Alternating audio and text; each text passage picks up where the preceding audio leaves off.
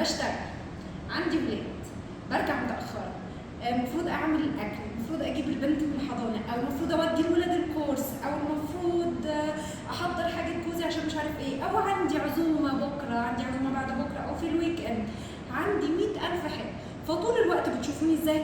يلا بسرعه خلصوني، ما خلصتوش، ما لبستوش، ما نضفتوش اوضتكم. طول الوقت بتشوفوني كده، فمش شايفين اي حاجه غير ماما اللي متعصبه، اللي هي ايه، ماما الغوله، ماما الوحش. طول الوقت شايفين كده. وانا والله يا جماعه ده انا بريئه جدا، انا بريئه صدقوني.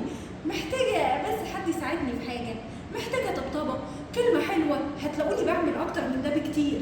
يعني الكلمه الطيبه صدقه، ما اتقالتش كده والله. الرسول عليه الصلاه والسلام ما قالهاش كده من فراغ، هي فعلا ليها اثر فظيع.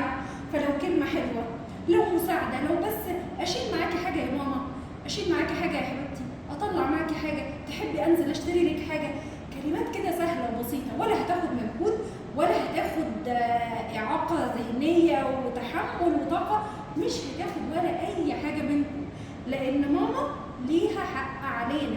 يعني انا زي ما انا عارف حقوقي، ما جبتليش وانا عايز هدوم جديده، وانا عايز الشنطه الجديده، وانا عايز اشترك في التمرين ده عشان صاحبي هناك. زي ما انت حافظ حقوقك كلها كده وقاعد تعدها، مامي كمان دي ليها حق، انت لازم تدور فيه وتدرس فيه. وهي الام هي الشخص الوحيد اللي مهما عملت لها مش هتوفيها حقها. فانا بس بقول لك يعني بديك افكار، كلمه حلوه، قوم نظف اوضتك وقول لها تعالي يا ماما ايه رايك انا نظفت كذا. طبعا لو ردت عليك قالت لك انا مش فاضيه، عادي عادي، سيبها تعمل اللي هي عايزاه. ربنا يخلي لكم امهاتكم يا حبايبي. باي باي.